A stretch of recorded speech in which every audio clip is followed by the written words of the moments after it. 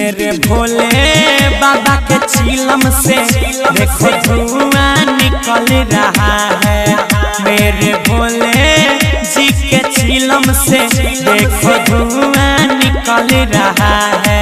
कांवरिया आते हैं चिलम चढ़ाते हैं, कांवरिया आते हैं चिलम चढ़ाते हैं। सगरो गाजा चल रहा है। मेरे भोले बाबा के चिलम से देखो धुआं निकल रहा है। बाबा बैजू के देखो चिलम से कैसे धुआं निकल रहा है, कैसे धुआं निकल रहा है।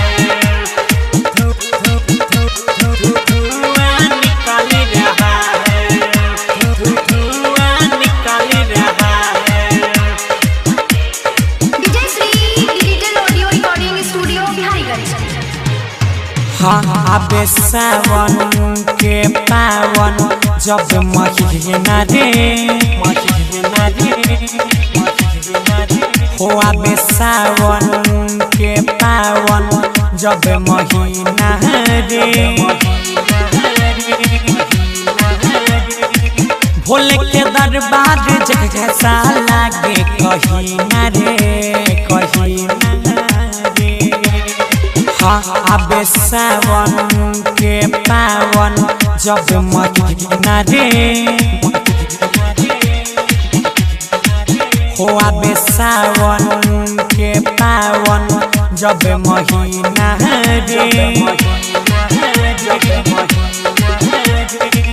भोले के दरबार जैसा लागे कहीं ना रे, कहीं ना रे। ऐसे बरसता है बदराए जैसे मन गगन पिघल रहा है। मेरे भोले बाबा के चिलम से देखो धुआं निकल रहा है। मेरे बैजू बाबा के चिलम से कैसे धुआं निकल रहा है।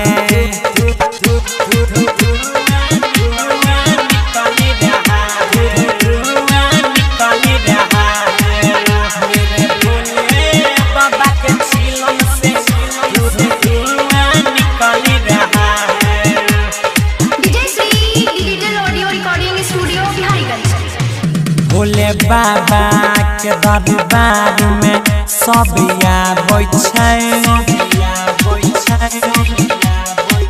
हो। भोले बाबा के दरबार में सब आबै छै।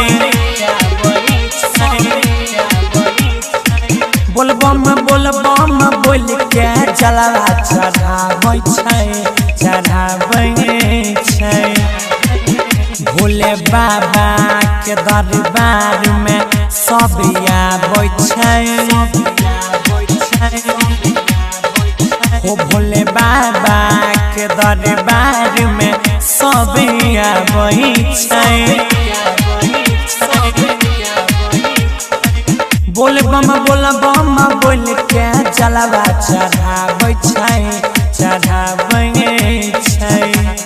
डीजे पे गौरव अंकित अजय का गाना चल रहा है। मेरे बासुकी बाबा के चिलम से देखो धुआं निकल रहा है। मेरे बैजू त्रिपुरारी के चिलम से धुआं निकल रहा है।